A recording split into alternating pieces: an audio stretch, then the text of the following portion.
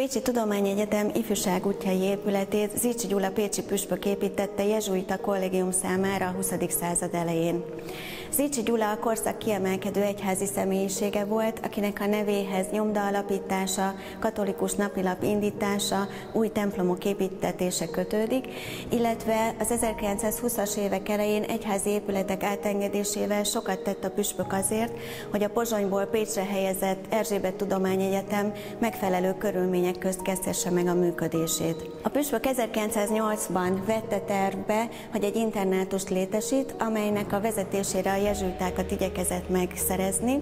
1909-ben már egy jezsuita kollégium felépítésében gondolkodott, ami gimnáziumból, internátusból és rendházból állt. Terveinek megvalósításához sikerült megnyernie 10. Piusz pápát is, akinek korábban személyes kamarása volt, illetve az ő tiszteletére nevezte el az újonnan létesített intézményt.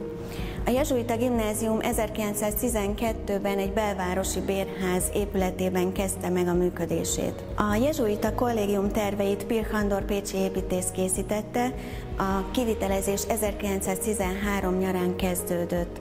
A 2,5 millió korona költségvetésű építkezésnek az anyagi fedezete azonban nem állt rendelkezésre, így az első világháború kitöréséig csak a keleti épületszárny épült meg, ide 1914 őszén beköltözhetett a gimnázium. A kivitelezés 1925-től folytatódott, az eredeti tervek alapján ekkor a nyugati szárny került megépítésre, ahova a rendház, majd az északi épületszárny épült meg, ahova az internátus költözött. A templom alapkövét 1927-ben tették le, felszentelésére 1930-ban került sor, ez azonban már nem Pirch Andor, hanem Fábián Gáspár budapesti építész tervei alapján valósult meg. 1933-tól az egykori pécsi püspöki szőlő területén sportpályák, illetve botanikus kert kialakítása kezdődött meg. Volt itt focipálya, teniszpálya, futópálya, sőt a téli időszakban korcsolyázni, szánkozni és még síelni is lehetett. A Piusz gimnázium a két világháború közötti időszak egyik legkorszerűbb gimnáziuma volt Magyarországon, ahol tudós, szerzetes tanárok oktattak modern körülmények között egészen az 1948-as államosításig. 1948-ban megalakult a Pécsi Pedagógiai Főiskola, és ezzel véget értek azok a törekvések, amelyek az 1940-ben megszüntetett bölcsészettudományi kar visszaállítására irányultak. A Pedagógiai Főiskola 1950-ben megkapta a Piusz gimnáziumnak az épületét, illetve ugyanebben az évben a korábbi Szigeti Kővárosi Elemi Iskolából a főiskola gyakorlóiskolája lett. A hallgatói létszám növekedése következtében egyre komolyabb helyhiány jelentkezett, ezért újabb épületek emelését határozták el.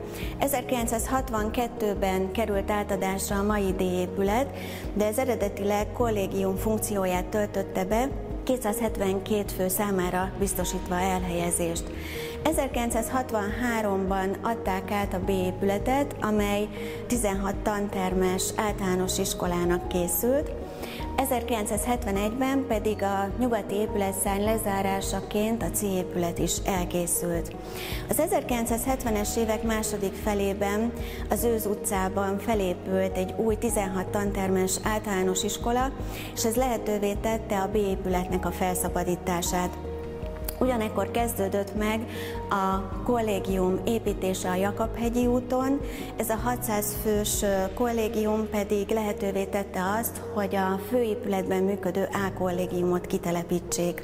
A Pécsi Pedagógiai Főiskolát 1962-ben tanárképző főiskolává nevezték át, majd 1982-ben a Pécsi Egyetem harmadik karaként, tanárképző karként kezdett el működni. A helyhiány mellett egyre komolyabb problémát okozott az egykori Piusz gimnázium épületének az állaga. Elkerülhetetlenné vált a rekonstrukció, amely egy épületgépészeti felújítással vette kezdetét. Felszámolták a széntüzelésű kazánt, és az épületet a távhőhálózatra kapcsolták. Ez tette lehetővé a színudvarnak a beépítését, amely a rekonstrukció első ütemét képezte. Itt került kialakításra az aula, a karikkönyvtár, illetve a szenes, amely nevében ma is őrzi az épületrész egykori rendeltetését. A második ütem során a nyugati szárnyat újították fel, ezt követte a keleti, majd az északi épületrész, illetve a felújítással egy időben tetőtérbeépítés is történt, ami az alapterület növekedését eredményezte. A felújítás utolsó ütemeként a B épület felújítása valósult meg, illetve az udvarban tornacsarnokot és uszodát építettek. Mire a felújítás 1998-ban befejeződött, addigra 1992-től az egykori tanárképzőkar immár bölcsészet és természettudományi karként működött tovább, és ezeknek a mai napig otthonául szolgál az egykori Piusz gimnázium épülete.